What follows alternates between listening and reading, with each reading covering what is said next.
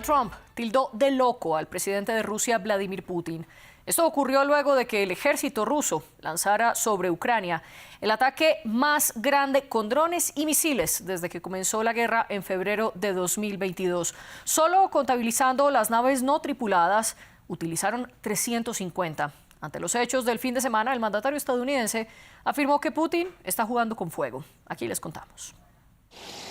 Donald Trump anunció que como presidente pondría fin a la guerra en Ucrania en tan solo 24 horas. Hace ya más de 4 meses que regresó a la Casa Blanca y parece estar perdiendo la paciencia. En un mensaje en redes sociales, calificó a Vladimir Putin de loco.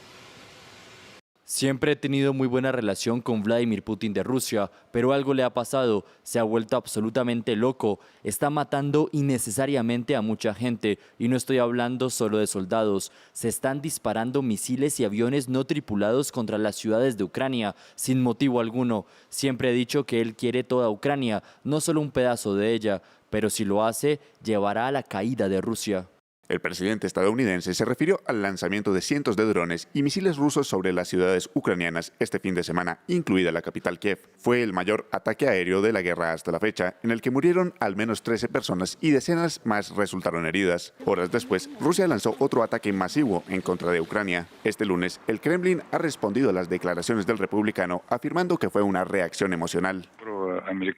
Por supuesto, al mismo tiempo este es un momento muy crucial que se asocia con la sobrecarga emocional de todo el mundo, absolutamente, y con reacciones emocionales. Seguimos esto muy de cerca. Donald Trump también criticó al presidente ucraniano, afirmando que las declaraciones de Zelensky son problemáticas y exhortando al líder político de Kiev a cambiar sus métodos de comunicación. El ministro de Asuntos Exteriores de Rusia, Sergei Lavrov, siguió la misma línea de decir que Trump estaba emocional y se refirió al permiso que le otorgaron varios países europeos a Ucrania para que utilizara armas de largo alcance.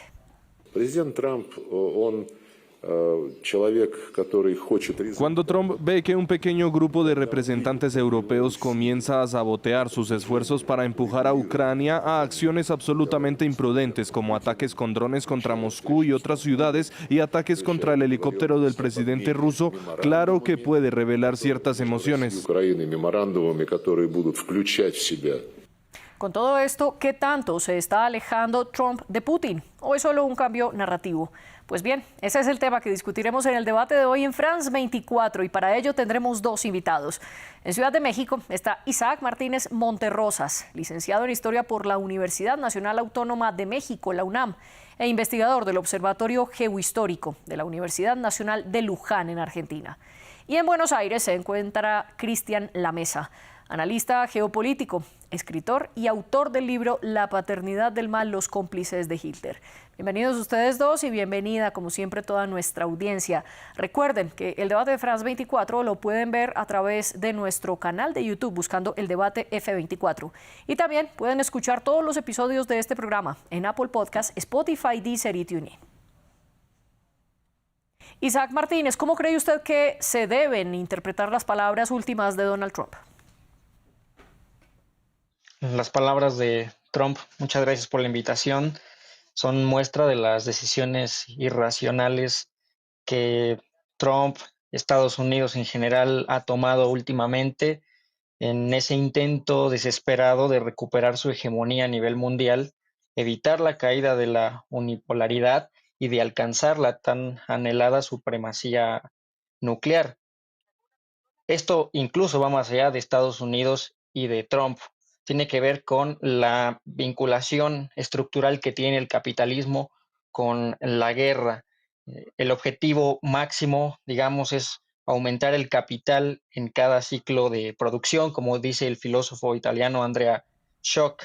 La guerra sirve a los intereses del capital y por eso es que observamos la ampliación de distintos frentes paralelos en esta guerra global. Y Cristian Lamesa, ¿qué opina usted de cómo interpretar las recientes palabras del presidente estadounidense? Me parece muy interesante para analizar las palabras de Donald Trump, tener en cuenta la respuesta del Kremlin. Creo que eso es muy clarificador y en este sentido lo digo porque yo no tengo demasiadas dudas respecto a la sinceridad del republicano en cuanto a sus intenciones de colaborar con el arribo a una paz en el conflicto de la OTAN contra Rusia en Ucrania, y de hecho me baso incluso en las palabras y en las sugerencias de su mediador Steve Witkoff, quien marcó claramente que la salida de este conflicto era ni más ni menos que el reconocimiento de las nuevas regiones de Rusia. En este punto yo creo que estas declaraciones de Donald Trump, que parecen muy altisonantes, la respuesta del Kremlin es muy medida, muy tranquila, y yo creo que Donald Trump está haciendo sin duda un equilibrio importante entre lo que son sus intereses, los intereses geopolíticos de Estados Unidos en este nuevo mundo multipolar, que creo que, sinceramente yo creo que Donald Trump entiende que tiene que insertar a los Estados Unidos en este nuevo mundo, y por supuesto factores internos que tiene contrapuestos, como por ejemplo el senador Lindsey Graham, que es totalmente opuesto y globalista a pesar de estar en el bando republicano, y también sus colegas europeos que por supuesto no están por la labor de la paz, sino más bien todo lo contrario. Usted mencionaba la respuesta del Kremlin a Donald Trump, un poco apartándose de estas reacciones de Trump y diciendo que eran emocionales y sin embargo no reaccionando en contra de Donald Trump como tal. Isaac, ¿puede entenderse en esta medida que Trump intenta presionar al Kremlin para que se siente a negociar con los ucranianos, mientras que Moscú por su parte sigue por su lado? Considero que en esta guerra tercerizada por encargo, proxy war en inglés, Estados Unidos está consiguiendo parcialmente sus objetivos, en cuanto que hace unos días se alcanzó este acuerdo de tierras raras entre Estados Unidos y Ucrania, un acuerdo preferencial durante los próximos 10 años. Entonces, considerando que en esta nueva guerra fría, donde hay una carrera armamentística, donde se busca el control de los recursos naturales en el mundo, entre ellos los minerales, que son importantes para el desarrollo tecnológico, la industria científica, bueno, entonces Trump de alguna forma ve como una necesidad, como una oportunidad el llegar a un acuerdo con Rusia para de esa forma también aislarla respecto a China, que es ese otro gran rival, esa otra gran superpotencia que disputa la hegemonía a nivel mundial. Entonces considero a grandes rasgos que parcialmente Estados Unidos se ve satisfecho en esta guerra tercerizada en Ucrania. Usted habla de los intereses de Estados Unidos en la guerra en Ucrania, pero Isaac, le quiero preguntar, ¿está cambiando Donald Trump su narrativa respecto a Vladimir Putin? Pues antes lo había tratado como amigo y ahora le dice que estaba absolutamente loco. No necesariamente, insisto en que si bien esta guerra fue iniciada por Estados Unidos ya desde 2014, incluso León Panetta, director de la CIA, secretario de Defensa durante el gobierno de Barack Obama, declaró que era una guerra por encargo de Estados Unidos, pues el hecho de estar alcanzando este objetivo, el acceso a las tierras raras, que también es un anhelo por parte de la Unión Europea, creo que motiva a Donald Trump a poner al menos parcialmente una pausa a esta guerra entre potencias, acercarse a Rusia y como decía, comenzar a aislar a China, así como lo está haciendo en el Medio Oriente, ¿no? Por poner un ejemplo similar, con sus matices y particularidades. Usted habla de que Estados Unidos quiere acercarse a Rusia y, por otro lado, aislar a China. Cristian, ¿se está acercando Washington a Moscú, concretamente con las amenazas reiteradas por parte de Donald Trump de imponer nuevas sanciones a Rusia? No tengo ninguna duda al respecto, porque como mencionaba el colega, Estados Unidos está, yo creo que en la administración Trump, realmente enfocado en lo que es el futuro de este país en un entorno que no le es del todo favorable. El tema de las tierras raras que mencionaba es fundamental, por eso realmente un tema que no hay que olvidar es el de Groenlandia, porque es un tema central para la administración Trump. Y en este sentido, por supuesto que Rusia puede, y de hecho yo no tengo demasiadas dudas de que va a ser un socio interesante de los Estados Unidos, ya que también puede proveerlo de estos materiales que Rusia también tiene en abundancia. Esto no implica necesariamente que Rusia se vaya a separar de China porque de hecho no va a suceder. China y Rusia tienen una alianza estratégica muy sólida, pero yo creo sin duda que más allá de que pueda o no tener esta intención el republicano, yo creo que en la mente de Donald Trump, como lo mencionaba antes, está la idea de generar estas áreas de influencia. Yo no sé si ustedes han notado que prácticamente del tema Taiwán Donald Trump no ha hablado, sí ha hablado enfáticamente de los intereses de los Estados Unidos en América, como en el canal de Panamá, Groenlandia, como ya mencionaba, Canadá, etcétera. Entonces creo que en ese sentido el establecer áreas de influencia va a ser central en la política de los Estados Unidos, una especie de convivencia incluso con China, ya que vemos que pese a también esta pirotecnia verbal que usa el republicano, esta exageración con el tema de los aranceles, finalmente es para terminar negociando y llegando a un acuerdo. Y creo, por si no quedó del todo claro, y con esto cierro, que me parece que estas declaraciones de Donald Trump, que a veces sube el tono respecto de Rusia, igualmente esta es la primera vez que usa una palabra fuerte como esta de que incluso dice, algo le ha pasado, se ha vuelto loco, como buscando una justificación. Yo creo que es para contener a los europeos, al liderazgo europeo y a los mismos republicanos hacia dentro de su partido, el ala más globalista y belicista. Y ya vamos a hablar de esa contención de los europeos, pero antes, Cristian, quiero volver sobre algo que usted mencionaba. Hablaba de las áreas de influencia que quiere Estados Unidos en la geopolítica y uno de estos ítems ha sido Rusia. Desde que Donald Trump regresó a la Casa Blanca en este segundo periodo presidencial, se ha acercado más a Vladimir Putin, ha dicho varias veces, y también lo hemos trabajado en este programa, sobre Trump diciendo que, uno, va a solucionar la guerra en Ucrania en 24 horas, cosa que no sucedió. Dos, que la iba a solucionar en los primeros 100 días de su mandato, tampoco sucedió esto. Y tres, después de las recientes negociaciones en Turquía por parte de delegaciones rusas y ucranianas, Donald Trump dijo que podría solucionar este conflicto hablando con Vladimir Putin. En efecto, tuvieron una llamada telefónica, pero tampoco hubo ninguna solución al respecto. Quiero preguntarle, Cristian, ¿qué es lo que está torpedeando un poco estas negociaciones? Y sobre todo, para referirme a una referencia que hizo Donald Trump, dijo que Vladimir Putin estaba demostrando con ese ataque masivo aéreo del pasado fin de semana que él lo que quería era el control total sobre Ucrania y no únicamente sobre las 5 regiones que tiene anexadas. ¿Cómo interpretar estas palabras de Donald Trump? Además, el presidente dice que esa actitud de Putin no le gusta. Bueno, a ver, yo creo que ahí Donald Trump muestra su habilidad como negociador y como regateador. Está poniendo en la voluntad del presidente Putin algo que bajo ningún punto de vista esté en los anhelos del Kremlin, que es apoderarse de toda Ucrania.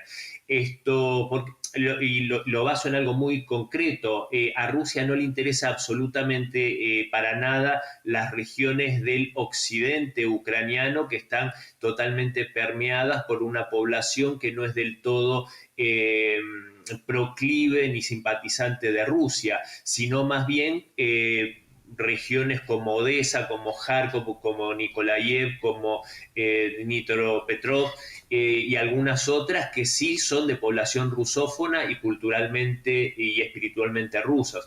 Entonces esto dejaría en claro finalmente que qué buen negociador que fue Donald Trump, que finalmente Rusia no se quedó con toda Ucrania. Una especie de picardía, como decimos aquí en Argentina.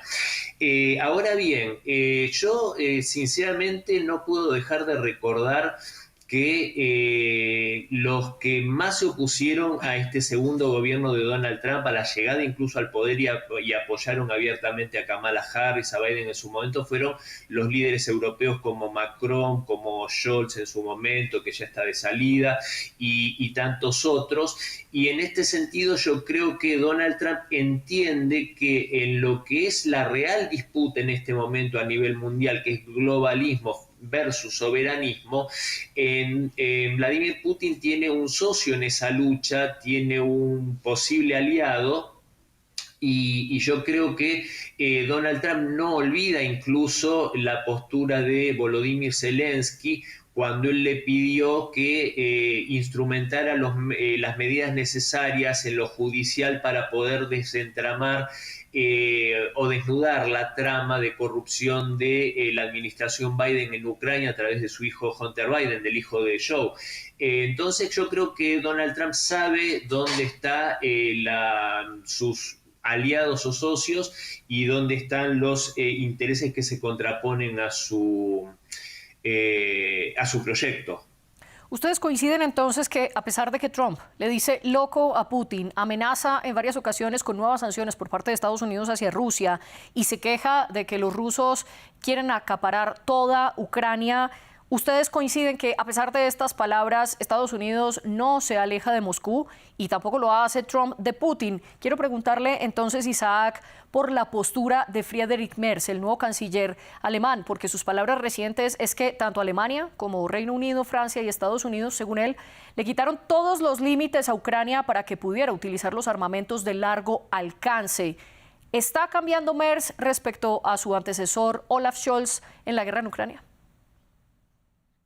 No necesariamente, más bien es parte de este desplazamiento geopolítico que viene desde los 90, de este juego de ajedrez en el que van moviendo sus piezas para posicionarse de una o de otra manera, en el cual pues también tienen claro que la región de Asia Occidental es un nudo clave del eje euroasiático del que forma parte precisamente China y Rusia, además de que la zona, Ucrania y toda esa parte del mundo detenta importantes reservas de recursos, en este caso minerales, y por supuesto que la Unión Europea, entre ellos Alemania, Reino Unido, también quieren participar del reparto, del despojo de la soberanía que viene haciendo Estados Unidos desde al menos 2014. Si Estados Unidos intervino en ese entonces en la guerra civil, si articuló ese golpe de Estado para lanzar después su guerra por encargo, fue precisamente para participar de los recursos que ahí había. Incluso hoy podríamos comenzar a hablar y cuestionarnos de la soberanía de Ucrania. Ucrania más bien parece estar convirtiéndose en una colonia estadounidense. En esa negociación poco conveniente para Ucrania, dado que cede mucho del control de sus recursos, seguramente la Unión Europea, estos países, también ven una oportunidad clara para intervenir y que no se queden fuera de ese reparto desigual, pero que les favorece en muchos sentidos. Cristian, ¿y esa intervención por parte de los europeos significará más armas y más misiles de largo alcance para Ucrania? Concretamente, el misil Taurus que tiene Alemania y que hasta ahora se ha negado a dárselo a los ucranianos.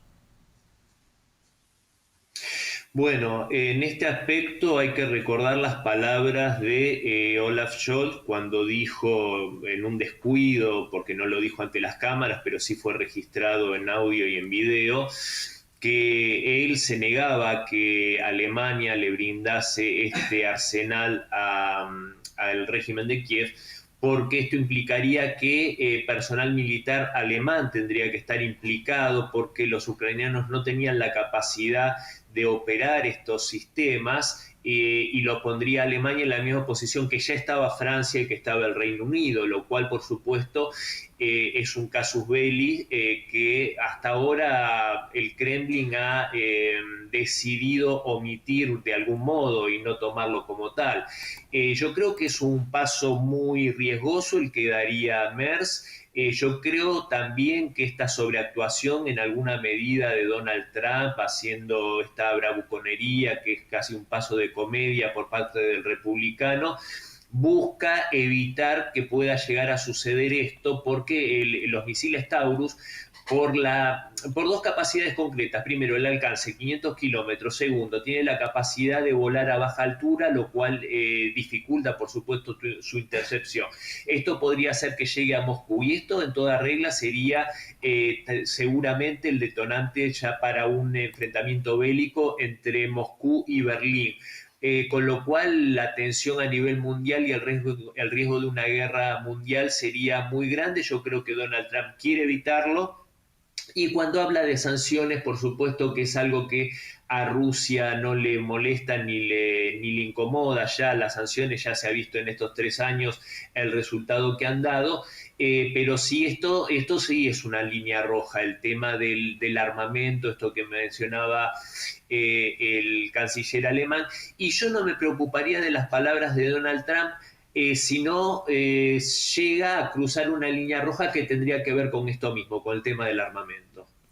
Usted dice que el armamento es esa línea roja y quiero resaltar un dato que usted dio. El misil Taurus de Alemania tiene un alcance de 500 kilómetros, mientras que, por ejemplo, el Scalp o el Storm Shadow de Francia y de Reino Unido tienen 250 kilómetros. Es decir, si los alemanes le otorgan este misil a los ucranianos, doblarían su capacidad de atacar en suelo ruso. Y al respecto, el Kremlin respondió advirtiéndole a los alemanes que esto ya era un poco jugar con fuego, y ya lo ha dicho antes Moscú, que los europeos no deben dotar de misiles de largo alcance a los ucranianos, pues considerarían un ataque no solo de Ucrania, sino de la OTAN. Teniendo todo esto sobre la mesa, Isaac, ¿puede cambiar el balance de poderes con la decisión alemana y con las recientes palabras del canciller alemán?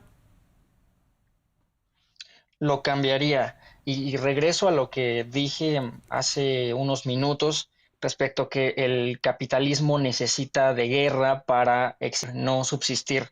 Y en ese sentido, si consideramos que la industria alemana se encuentra detenida por muchos factores que habría que mencionar, entre ellos la dependencia que ha tenido de Estados Unidos, incluido el petróleo de Rusia, que con las sanciones y con todas las medidas que se han tomado se han ido alejando de esta potencia. Bueno, entonces vemos que la guerra en Ucrania para Alemania, para la Unión Europea, serviría para obtener inversiones masivas, para revivir sus industrias nacionales. Por eso es que también no veo que tengan esa disposición, ese interés para negociar, para poner fin a la guerra.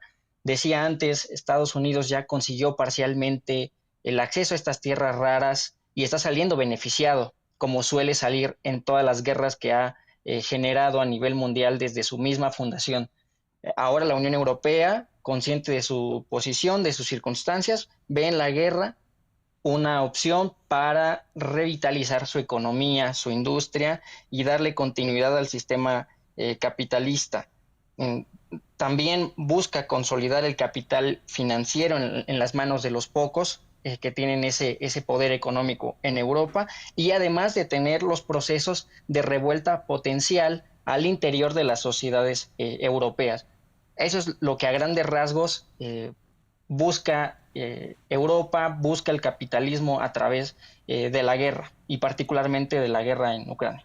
Claro, eso en cuanto al trasfondo de las guerras y quiénes ganan o quiénes pierden con ellas. Pero volviendo a los hechos más actuales, Cristian, le quiero preguntar qué tanto Alemania puede ser determinante. Además, recordemos que el presidente ucraniano Volodymyr Zelensky visita Alemania y, por otra parte, el encargado o el ministerio, mejor, de Asuntos Exteriores alemán está en una visita oficial también a Estados Unidos. Es decir, los alemanes se están moviendo por lado y lado. ¿Qué tan determinantes pueden ser en este ajedrez de la guerra en Ucrania?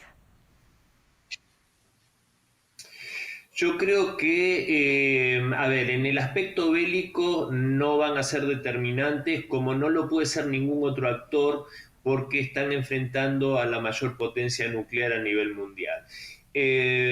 Sí, por supuesto, puede ser determinante en terminar de desatar una escalada que puede tener proporciones difíciles de prever. Pero eso es lo que no se explica demasiado bien, porque si bien, por supuesto que se entiende lo que dice el colega Isaac respecto al capitalismo y a todo esto, y a cómo la guerra ha sido un negocio, esto sale totalmente del esquema y del cálculo cuando se habla de una potencia de estas características. Es lo mismo que querer desatar una guerra existencial contra los Estados Unidos. Nadie puede ganar porque es una enorme potencia nuclear. con Rusia lo mismo. Entonces, más allá de un negocio o de la fantasía de derrotar a Rusia en el campo de batalla, como lo han manifestado en varias ocasiones varios, entre comillas, líderes europeos, cualquier acción que se desencadene en este aspecto, y como lo dice la doctrina nuclear rusa, esto implique un peligro existencial para la existencia misma del Estado ruso, está habilitado el uso de armas nucleares, con lo cual la catástrofe está totalmente garantizada, y yo sinceramente no sé, lo repito, sinceramente no sé en qué piensan los líderes europeos cuando ponen en este peligro a sus propias poblaciones. Usted, con las palabras que plantea, es como si Rusia tuviera la sartén por el mango. ¿Es por eso que el Kremlin responde de una manera tan calmada a la presión narrativa que intenta ejercer Donald Trump sobre Putin? Cristian. Sí, por supuesto, María Clara, porque, en el aspecto... los enemigos de Rusia tenían la fantasía de derrotarla con las sanciones, de quebrar su economía, de ponerla de rodillas y de incluso ganarle en el campo de batalla. Ninguna de esas situaciones se han dado. Yo estuve hace 10 días que regresé a la Argentina después de estar 3 meses viviendo en Rusia. La pujanza de la economía de aquel país es asombrosa, sinceramente lo digo, en una situación de guerra y con las mayores sanciones en la historia de la humanidad. Entonces, no tuvieron nada de eso. Aparte, tiene la carta nuclear, tiene armamentos que no tiene Occidente, como los misiles de hipersónicos, y no solo los hipersónicos, sino también la capacidad de interceptar misiles hipersónicos.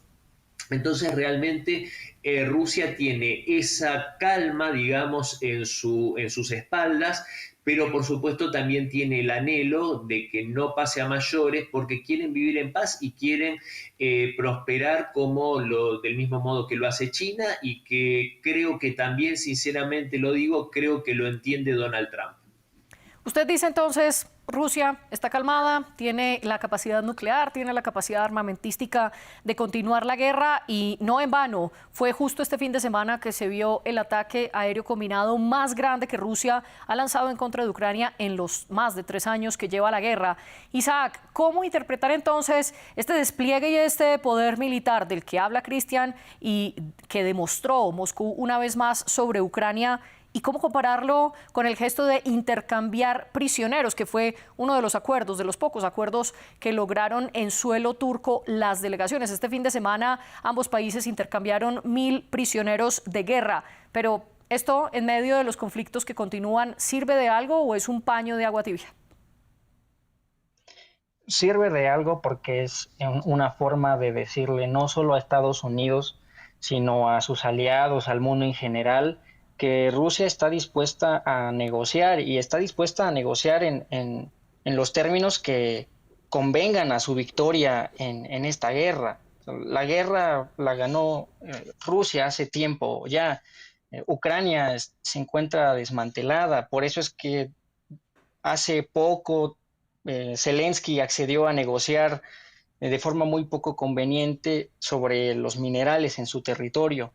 Considero que es un buen momento para que se den continuidad a estas negociaciones, para que se impulse ahora la negociación en una nueva sede. Se habla de Ginebra, de impulsar pues a lo mejor un nuevo orden internacional con nuevas instituciones.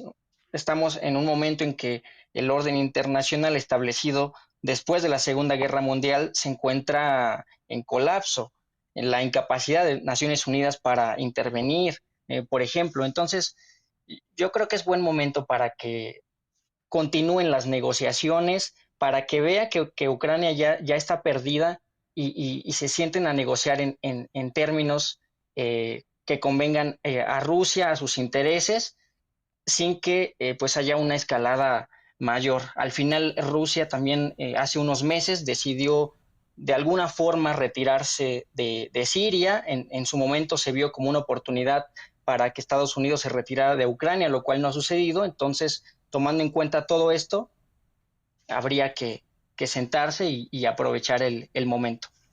Cristian, quiero preguntarle por algo que menciona Isaac. ¿Está usted de acuerdo con que Rusia ya ganó la guerra? Y si es así, ¿para qué entonces negociar? Y se lo pregunto porque el Kremlin insiste en que Turquía podría ser un negociador, mientras que el Vaticano una vez más reitera que está dispuesto a servir de mediador. Pero ¿puede servir de algo las negociaciones si en terreno ya Rusia ganó? A ver, Rusia sí ganó, por supuesto, desde el primer momento. Yo creo que nadie en su sano juicio podía tener la expectativa de que Rusia fuese derrotada por los motivos que señalé anteriormente. En este momento, por supuesto que en estas negociaciones, entre comillas, yo creo que lo que se establecería es el reconocimiento internacional de las nuevas regiones de Rusia y que el conflicto, con un cambio de régimen, con estas cuestiones que plantea como necesarias Rusia, que es resolver los problemas de fondo que llevaron a este conflicto, lograr la desnazificación, la neutralidad de Ucrania, etcétera, son cuestiones que Rusia está en condiciones de imponer porque lo ganó en el campo de batalla. Esto es una realidad. Y como dijo María Zaharova, cada vez que Ucrania le da la espalda a las propuestas de Rusia, se termina siendo más pequeña. Y en vez de 5 regiones, van a ser 7 o van a ser 8. Y en esto lo baso y lo sostengo en que los primeros acuerdos a los que se arriba en abril de 2022 en Estambul, que son destruidos por la intervención de Boris Johnson, el por aquel entonces primer ministro británico, en esos acuerdos se establecía la autonomía y que fuesen respetadas las poblaciones prorrusas o rusófonas del Donbass, pero estas regiones permanecían en la soberanía de Ucrania, no perdían la soberanía sobre estas regiones. Fíjense cómo el panorama cambió a lo largo de estos 3 años por la necedad del gobierno de Zelensky y por dejarse llevar por sus patrocinadores occidentales. Entonces, sinceramente, claro está, el término no es del todo adecuado, porque hoy Rusia está en condiciones de plantear las condiciones según justamente lo que ha conseguido en estos 3 años en el campo de batalla, y merced a la impotencia y a la inoperancia de los europeos que demostraron, y con esto cierro, como por ejemplo incluso el jefe de la OTAN reconoce abiertamente que Rusia sola produce el armamento que toda la OTAN produce en un año, Rusia lo produce en 3 meses. Usted insiste en que Rusia tiene todas las capacidades de imponer las condiciones que quiere o no sobre la negociación. Y al respecto, Donald Trump y el mismo Steve Witkoff han reconocido que ellos están de acuerdo con que Rusia se quede con las 5 regiones anexadas de Ucrania. Pero, Isaac, le quiero preguntar, ¿qué pudo haber cambiado para que Estados Unidos respalde abiertamente a Rusia y ahora Trump esté teniendo por primera vez un tono un poco más elevado en contra de Putin?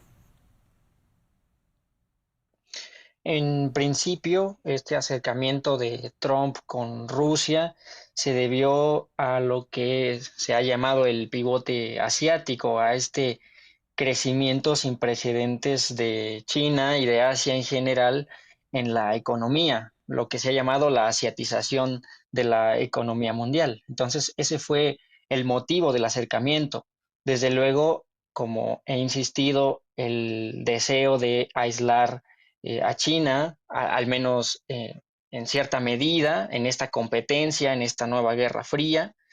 Y pues el caso de Ucrania pues, ha sido fundamental porque es un territorio geopolítico en esta disputa mundial y es uno de los muchos frentes, un frente paralelo de la guerra global. Por eso es que cuando en 2023 comenzó a empantanarse la situación, el problema, fue que se reactivó ese conflicto que históricamente ha traído muchos beneficios a Occidente a nivel mundial, en Medio Oriente en concreto, que es el mal llamado conflicto israelí-palestino.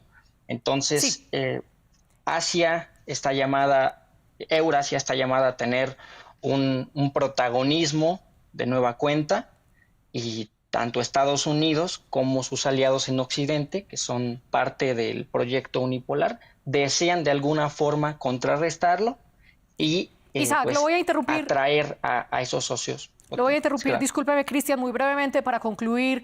Si Putin tiene todas las condiciones para las negociaciones a su manera, ¿por qué ahora Trump está cambiando la narrativa? ¿Qué pudo haber pasado? Básicamente y muy brevemente lo que decía hace algunos minutos al comienzo. Donald Trump tiene un plan en su cabeza que incluye a Rusia como un socio estratégico y una muy buena sintonía personal con Vladimir Putin, pero en la misma ecuación entran los europeos que están a cada minuto a un paso de provocar una escalada que lleve a una contienda mundial. Eso yo creo que en la mente de Donald Trump y en la estrategia, que no me llamaría la atención que esté esto hablado con el Kremlin, por supuesto que en algún momento eleve el tono para mostrarle a los europeos y al mismo Kiev que puede cambiar la posición de los Estados Unidos y de esa forma contenerlos en estas intenciones belicistas que siempre muestran por parte de Bruselas. Cristian La Mesa e Isaac Martínez, les agradezco por participar en el debate de France 24. También un agradecimiento al equipo técnico que está detrás de cámaras y a las productoras, la jefe de edición Laura Garzón y la jefe de invitados Tania Herrera. Y como siempre, gracias a ustedes por escucharnos y vernos.